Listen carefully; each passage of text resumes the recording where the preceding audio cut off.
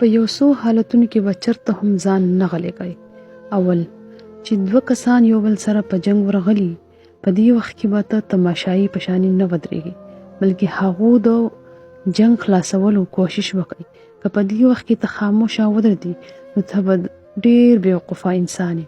چې کله څوک د حق خبره کوي نو حق سره به ودرېږي او د باطل به مقابله کوي، خو غلی به ځان نه ساتي.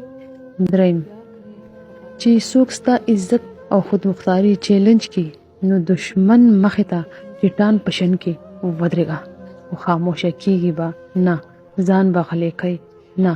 څلورم چې کله یو انسان په بل انسان باندې ظلم کوي، هغه ځای کې به هم ځان غلی کوي نه، هلته کې به هم اول نه لاسونو سره رکاولو کوشش کوي. چې دا نشي کولی نو بیا کم از کم د خپل زبان، خپل د خولې استعمال وکړه، خو ځان به غلی کوي نه.